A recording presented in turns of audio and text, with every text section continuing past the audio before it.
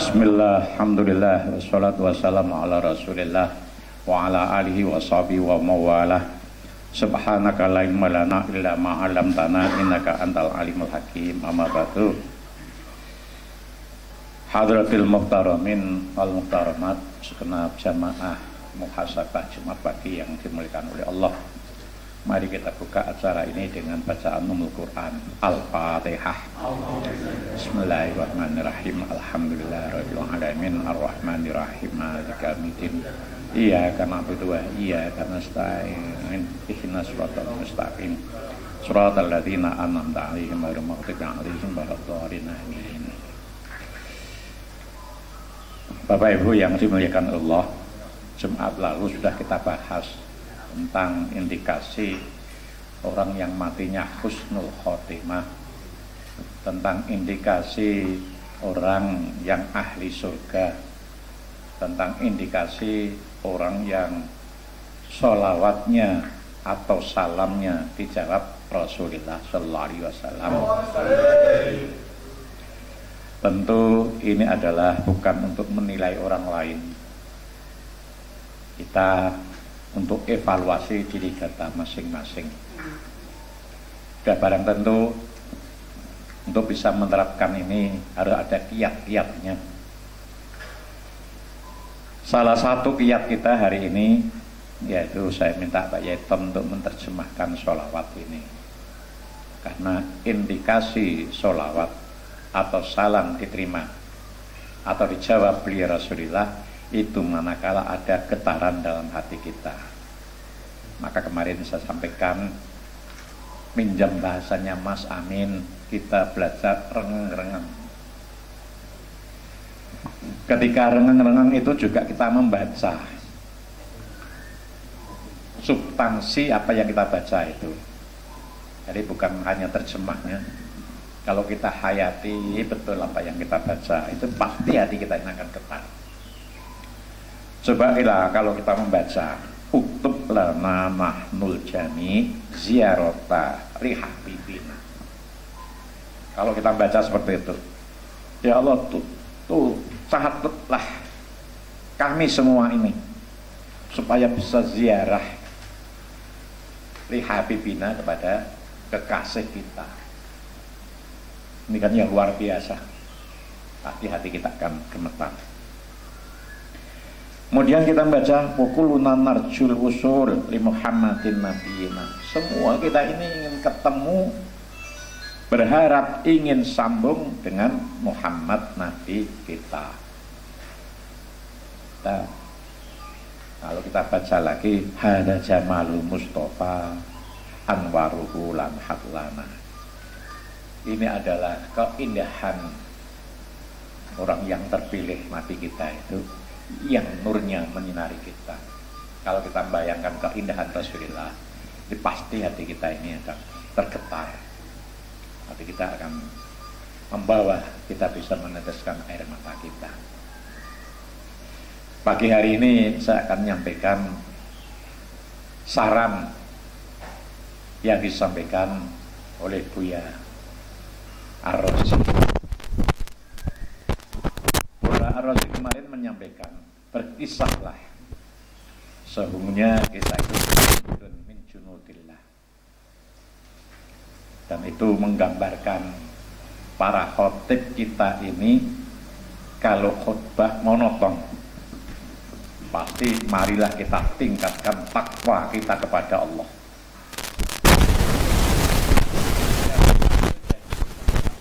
Jadi rukunnya khutbah diucapkan ittaqullaha haqqa tuqatih, pasti ada begitu.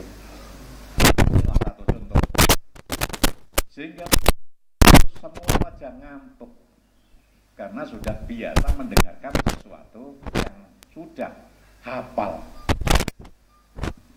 Itu harus mau dirubah katanya, dan itu saya setuju. Kalau kita ini mau evaluasi pendengar khutbah Jumat itu setelah khutbah disurvei, kira-kira yang bisa menyimpulkan apa yang dia mengkhotib itu tidak ada 10%. Ya Pak Razak, Nek pada khutbah dengan rungokno, apa khutbah khotib no? Lain kalau ngaji ya. Kalau ngaji kan dari rumah itu semuanya kan berminat untuk ngaji. Padahal dalam khutbah itu kan momentum yang luar biasa. Kalau di masjid kita itu kan atas bawah penuh. Tapi khutbahnya itu tidak ada kesannya dalam mustamidnya itu. Seakan-akan pendengar khutbah itu hanya melakukan suatu kewajiban, daripada nanti gak kedeman onto, gak kedeman dok, gitu ya. Lebih baik saya datang itu kan, karena kalau sudah imam berdiri itu kan pasti tutup catatan malaikat. Orientasinya hanya di situ. Meskipun di situ tidak ada yang nyetel HP, meskipun sudah diberitahu ansitu wasma'u, ini adalah sesuatu yang perlu kita resapi ya, hal yang semacam ini. Jadi supaya tidak ngantuk, itu harus dimulai dengan menggerakkan otak kanan dengan kisah-kisah. Kisah itu dalam hadis maupun dalam Al-Quran tidak akan menghabiskan. Apalagi kalau dawuhnya ulama, tidak akan menghabiskan lagi. Apalagi dengan pengalaman-pengalaman, maka tidak ada menghabiskan lagi. Maka saya akan mempraktekkan apa yang disampaikan oleh Abuya itu. Di samping hal-hal yang lain nanti kita bahas. Kamu sinau bareng kan membahas hal-hal yang kurang jelas itu, atau mungkin perlu kita mantapkan kan itu. Pada tahun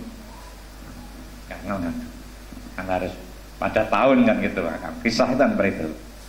Pada tahun kurang lebih tahun 71 saya itu punya kiai, punya guru. Kiai ini ngajar bahasa Arab, namanya Kiai Nasrullah Abdurrahim. Ini ayahnya Neng Umdah. Neng Umdah itu bisanya Pak Rawi, bisan sosiologis yang akan membantu pengembangan pondok, mau membantu Ustadz Sa'roni. Ini masih Pak D-nya Gus Safik. Jadi ayahnya Gus Safik itu Kiai Amanullah Abdurrahim. Kemudian bapaknya Ning Umdah ini Nasrullah bin Abdurrahim. Masih saudaranya Al-Makrullah Romo Ki Wahad Hasbullah. Beliau mengajar saya bahasa Arab, atau pelajaran yang dipegang itu bahasa Arab. Kitabnya Lughatul Arabiyah. Suaranya itu keras, mantap. Kemudian pandangan matanya itu sangat tajam. Ketika masuk kelas, karena bahasa Arab yang diajarkan, tidak pernah menggunakan bahasa Indonesia. Jadi langsung membicarakan bahasa Arab. Kemudian mencari materi-materi yang kaitannya dengan tokoh-tokoh dunia. Lalu beliau ini setelah selesai, muridnya suruh menyimpulkan kisahnya itu.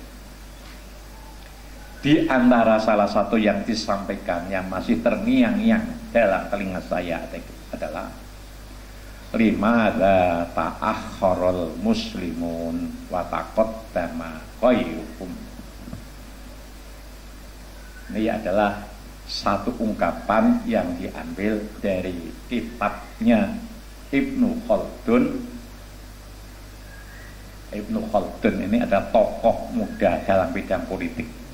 Asalnya beliau adalah seorang pedagang yang sukses. Beliau sangat cerdas dalam perkembangannya. Ibnu Khaldun ini menjadi seorang yang sufi. Ibnu Khaldun dalam kitabnya Muqaddamah Ibnu Khaldun, ini beliau yang kritisi, ini yang bikin judul ini keliru, kok Muqaddimah Ibnu Khaldun gitu. Tapi sampai sekarang ya bukunya itu ya yang saya tahu karya monumental Ibnu Khaldun ya Muqaddamah Ibnu Khaldun ini, Muqaddimah Ibnu Khaldun. Tapi beliau sudah kritisi, ini yang benar mestinya bukan Muqaddimah tapi Muqaddamah. kemajuan yang dipikirkan oleh Ibnu Khaldun. Karena beliau ini sekalian orang politik, juga ekonom dan sufi dan sejarawan, antropologi dan sebagainya, menguasai semua tokoh dunia ini. Limadza ta'akhkharul muslimun wa taqaddama khairuhum. Sebabnya adalah hubbud dunya wa karahiyatul maut. Kenapa orang muslim ini tertinggal dan orang lain lebih maju? Sebabnya adalah satu, kalau terjemahnya Bus Ali itu adalah kepengen sugih tapi males nyambut gawe. Nah, itu ya. Itu kalau Gus Ali terjemahkan seperti itu. Banyak Nasrullah ini menjelaskan panjang lebar. Lah ya kepengen pinter, kepengen maju, kepengen sukses, males riyadoh, males ndonga, males berpikir, males sembarangi. Itu saya rasa sekarang ini kok pas ya. Baik itu cara keseluruhan global maupun di intern kita yang kecil ini. Kita ini katanya Pak Dahlan Iskan itu dalam biswinya itu, Indonesia ini punya harta karun yang terbesar di seluruh dunia setelah Amerika. Yang pertama itu Amerika, yang kedua itu adalah Indonesia. Yang itu saya dulu menggambarkan, karena yang disebut harta karun itu salah satunya kekayaan alam, panas bumi, dan juga kekuatan air kita, yaitu energi air luar biasa, dan lagi juga sumber daya alam yang sekarang akan bikin baterai. Itu adalah kekayaan karun yang ada di Indonesia yang luar biasa. Kira-kira yang menguasai kekuasaan atau sumber daya alam ini umat Islam atau non-muslim? Kita tahu sekarang yang masuk siapa? Sudah LG ya, bukan non-muslim. Kenapa kita tidak pernah mengadakan penelitian? Kita tidak pernah berpikir apa untuk mengatasi ini. Bahkan saya itu beranggapan bahwa yang punya energi panas bumi itu adalah Arab Saudi. Karena kadang-kadang kan panas tidak pernah ada mendung. Ternyata kok enggak Pak ya Kasturi. Ternyata kok Indonesia dan Amerika. Indonesia menggunakan kekayaan alam ini baru 9%. Kekayaan luar biasa ini. Jadi kalau ada rektor Al-Azhar waktu itu masuk Indonesia menyampaikan bahwa otun min adil jannah, bahwa Indonesia ini adalah potong dari potongan tanah surga, sama sesuai yang disampaikan Kus Plus itu, tanah kita tanah surga. Kita tidak pernah memikirkan itu semua. Nah ini tugas kita. Tugas kita. Jadi kita menyiapkan kader-kader kita itu untuk bisa menyukuri nikmat Allah yang luar biasa ini. Kalau sekolahan kita itu banyak hanya SMU, ya Pak, SMP, itu menyiapkan pola pikirnya nih. Yang kemarin saya sampaikan, pola pendidikan kita harus diajari tilawah. Tilawah bukan hanya baca buku ini, tapi bisa mengamati fenomena alam. Nanti harus dimulai dari ustadznya. Fenomena alam kan banyak sekali. Memang kelihatannya sekali itu kita tidak berhasil, belum berhasil ya. Tapi membangun mindset ini yang paling perlu. Kemudian ada taklim. Itu adalah ada murid, ada guru. Kemudian harus disertai dengan tazkiyah. Ini kalau digabung menjadi yang luar biasa. Jadi kalau taklim dengan tilawah akan membangun sebuah sains, tapi kalau digabung taklim kemudian tilawah tazkiyah, bukan hanya sains yang diperoleh, tapi akan memperoleh ilmu hikmah. Ini yang kemarin harus kita kembangkan. Untuk mengembangkan ini Ustadz, Tidak bisa kita itu tanpa belajar kemana-mana. Hanya kita harus belajar terus menerus. Saya sudah sampaikan Pak Rawi, yang perlu belajar itu semuanya. Gurunya perlu belajar, orang tuanya perlu belajar. Parenting, karena jadi orang tua itu gak gampang. Ternyata saya itu sangat kesulitan sekarang ini menjadi orang tua. Harus bagaimana gitu ya. Karena apa? Tantangan kita itu selalu berkembang dan berkembang. Kita sekarang kalau mengawasi cucu kita, mulai pagi, kalau tidak ada pekerjaan, pegangannya sudah HP. Pak Sumiran kalau ngawasi cucu nih. Lah untuk ngatasi ini harus bagaimana? Tidak mungkin kita ini tanpa punya ilmu khusus. Kemudian akan jadi apa kira-kira cucu-cucu kita ini kalau mulai pagi pegangannya sudah HP. Ini kalau tidak makan HP, tidur, hanya seperti itu. Tidak ada yang berpikir. Ini sudah dibujuki oleh orang-orang pencipta HP itu. Kita tidak bisa memikirkan kekayaan alam kita yang sekian itu siapa. Itu yang sudah ada membangun habis 30 triliun. Ada 130 triliun. Tidak ada yang orang kita, Pak.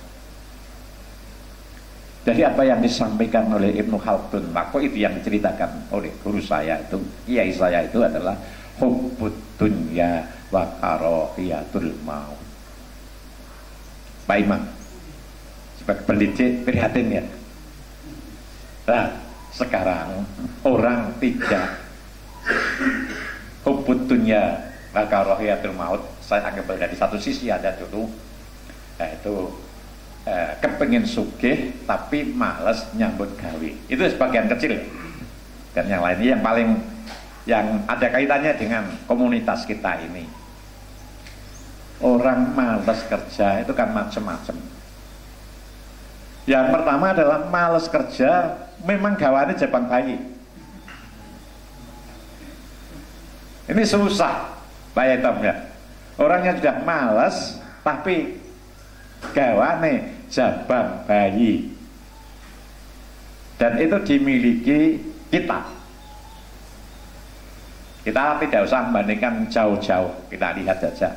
Saya itu dulu pernah belajar tentang nelayan. Nelayan kita ini kan penghasilannya sangat minim dibanding nelayan-nelayan yang lain, seperti daerah Yuwono dan sebagainya. Karena apa? Karena melautnya itu berangkat pagi, sore pulang, atau siang sudah pulang. Kalau daerah Juwono itu kan bisa 3 bulan, 4 bulan. Itu berarti kita ini menjadi pemalas. Itu kalau nelayan. Jadi tidak salah kalau Tuban ini adalah angka kemiskinan 10 besar. Angka kemiskinan loh. Karena apa? Salah satu penyebabnya adalah punya sifat kasal, kepengen sugih, males nyambut gawe. Itu di bidang nelayan. Kemudian kalau kita masuk di bidang perdagangan, perdagangan, nek panen gabah sing tuku wong ndi? Yang nyerbukin ini bukan orang Tuban, tapi orang Rembang, orang Jawa Tengah dan sebagainya masuk ke Tuban, bidang perdagangan. Kalau kita keluar kota, yang ada seafood itu tidak ada satupun orang Tuban. Ke Banyuwangi saya, atau ke luar Jawa, ke Batu Licin, ke Gorontalo, di mana-mana pun, kalau ada seafood itu yang jual orang Lamongan. Dia berdagang. Ada soto di Surabaya itu yang larisnya pol. Itu siapa yang jual? Orang Lamongan. Itu di bidang perdagangan. Kalau di bidang pertanian, Pak Imam sekarang kita lihat ya, yang nanam brambang itu tidak ada yang orang Tuban, Pak Imam. Di Montong, orang Nganjuk. Orang Tuban itu masih punya kesimpulan brambang itu hanya panen setelah diselingi dengan tanaman lain. Gitu Pak Rozak. Diselingi oleh tanaman lain. Ternyata tidak. Brambang itu bisa panen 5 kali. Berarti tidak diselingi orang lain, tidak di tanaman lain. Alasannya orang Tuban kenapa tidak nanam brambang? Karena kalau brambang itu panen pas harga jatuh, itu tidak untung, rugi. Padahal ini adalah brambang itu tahan dengan masa 7 bulan. Nah, masa 7 bulan ini adalah bisa menggunakan dana bank. Fasilitas bank kan sudah disampaikan. Nah, untuk ngatasi ini semua itu butuh pendamping. Nah, saya inginnya komunitas ini setelah digembleng ini menjadi pendamping itu semua, Ustaz. Murid-murid kita menjadi pendamping ini. Tapi yang saya sayangkan, yang kita bina itu tidak sesuai dengan harapan rasa bless. Mau bikin ayam joper aja itu loh, kok sampai berlarut-larut sekian bulan, tidak sampai sekarang belum diisi. Itu kan buang waktu yang padahal itu adalah mestinya 1 bulan udah final. Wong hanya 2.000 aja. Dijak wiridan ya tidak ada yang wiridan, dijak untuk profesional juga tidak jalan. Di antara 10 itu hanya sekian. Nah itu yang saya khawatirkan nanti kalau masalah masih ketergantungan satu sama lain, itu nanti pendapat ini pendapat gak bar wis kiamat itu hidup wis anak harus nyambut gawe. Ini kan mestinya sederhana sekali. Ambillah seorang yang sudah pengalaman, suruh desain seperti ini, sudah selesai. Kalau tidak, bahwa kita ini adalah komunitas petelur, komunitas ayam, broiler maupun layar. Ambillah dokternya. Saya minta Pak Uda ini supaya bisa dibimbing. Selesai. Saya ingin melepas ini, Pak. Ingin melepas. Pertanian ya Pak Kastari itu pirang ulang itu sampai sekarang belum juga tertanam pisangnya itu. Inilah gambaran kita bahwa kita inilah hubbud dunya wa karahiyatul maut. Kita ini belum punya ayam yang bisa mencukupi kebutuhan Tuban. Kalau kita masuk ke Blitar, itu semuanya sudah tercukupi. Di sana banyak orang yang punya jutaan. Pertanian mana sekarang di sini ada namanya tanaman apokat itu, Pak. Padahal cocok sekali.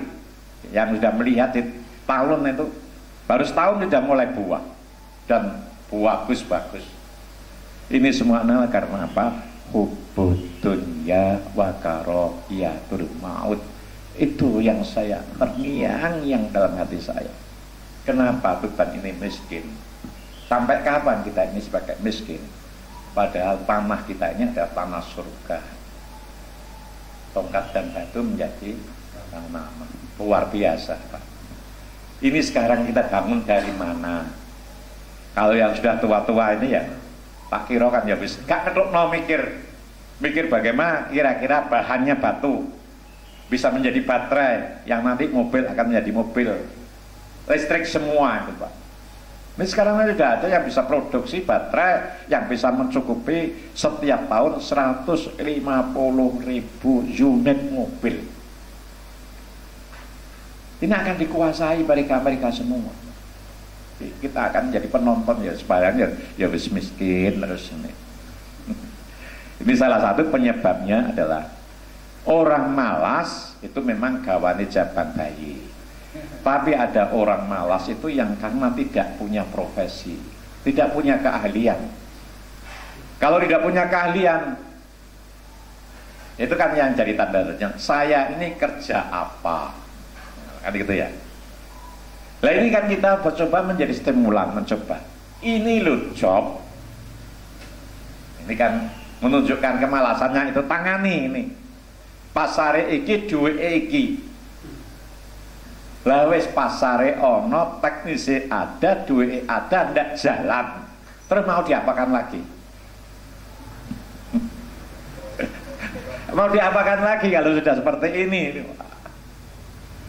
Lah ya kalau sudah difasilitasi, ini loh jalurnya, ini loh uangnya, ini loh teknisnya masih tidak jalan, terus biti apa nomeneh. Kalau itu males gawane jabang bayi, kemudian profesional tidak punya, ayo wiridan lah, kan gitu. Ya gak ono sing gelem melu wiridan, ya terus mau diapakan lagi nih kan? Hubbud dunya wa karahiyatul maut. Inilah saya ngajak bapak-bapak sinau bareng ini. Kita bangun bersama Pak Yai Kasturi. Harus kita kamakan. Generasi kita ini mau kita apakan? Ini Ustaz, tantangan kita. Ayo sinau bareng untuk membangunkan mensahidnya, untuk membangun semangatnya. Tuh. Ini kisah yang pertama yang harus menjadi PR kita. Kisah yang kedua tentang Sahih Al-Balhi dengan gurunya Ibnu Adam. Oh, Ibnu Adam, siapa itu? Gurunya Sahih Al-Balhi itu Hatim Al-Asam itu muridnya. Ya, yang gurunya Ibrahim itu apa itu? Bin Adam, bukan bin itu. Siapa ini? Ibrahim bin Adam itu aja ya. Pasti nanti dibuka lagi. Oh, itu nanti aja belakang aja. Ini tadi kan yang kisah yang pengalaman dengan saya aja. Iya, yang kisah pengalaman saya aja yang itu nanti kita bahas di Jumat yang akan datang. Firman Allah Subhanahu wa taala, Alladzi khalaqal mauta wal hayata liyabluwakum ayyukum ahsanu amala. Allah menciptakan kematian, kehidupan dulu ya. Khalaqal mauta, mati dulu. Alladzi khalaqal mauta wal hayata, menciptakan kematian dan kehidupan itu adalah untuk diuji, lihat luakum ayyukum ahsanu amala, siapakah yang paling baik amalnya. Dari ayat ini jelas bahwa kita ini hidup ini adalah untuk diuji oleh Allah. Jadi kita diciptakan oleh Allah ini untuk diuji. Seorang guru yang bikin ujian itu pasti sudah menyiapkan jawaban. Ya Tat ya. Dan tidak mungkin guru itu bisa nilai orang itu baik atau hasil ujiannya baik atau tidak kalau tidak menyiapkan jawaban. Sekarang kalau Allah itu sudah menyiapkan jawaban semua ujiannya, itu efektif mana hasil ujian kita mempelajari jawaban atau soalnya? Pasti lebih efektif kalau kita menghafalkan jawabannya. Saya dulu itu dan sampai sekarang tidak bisa bahasa Inggris. Sampai pernah belajar ke Pak Tom, panjen gak ono potensine masa belajar ya wangel gak bisa bahasa Inggris. Ngomong wae bahasa Inggris ya ngomong keliru. Tapi ketika harus ikut sarjana itu harus punya ijazah intermediate. Karena bapak saya itu kejam, bukan kejam ya apa, tegas. Anaknya harus sarjana. Karena apa? Dengan sarjana baik bukti sekolahnya selesai. Tapi nek wis lulus gak oleh dadi pegawai. Sehingga ijazah ndak ngurus belas. Sampai akhirnya rame-rame aku bupati, ijazah palsu ya sak karepmu kono aku. Ora dadi bupati ya ora paten Mas. Tapi semuanya sudah jadi semua. Ya udah sampai sekarang saya tidak punya ijazah. Karena oleh ayah saya dulu kan pokoknya harus sarjana, tapi tidak oleh menjadi pegawai. Lalu untuk apa ijazah orang lain pegawai? Lalu itu yang menarik, ketika ujian intermediate itu kunci jawaban itu bocor, bocor. Sehingga saya itu pertanyaan 1 itu adalah jawabnya dicoret B, pertanyaan 2 C, yang saya hafalkan itu jawaban itu. Oh alhamdulillah, semua kelas saya tuh heran, nilai saya 100 bahasa Inggris tuh. Ini nilai saya 100. Nah, itu yang saya ambil pelajaran. Kalau kita ini ingin menyelesaikan masalah, ya kita hafalkan pelajarannya. Jawaban.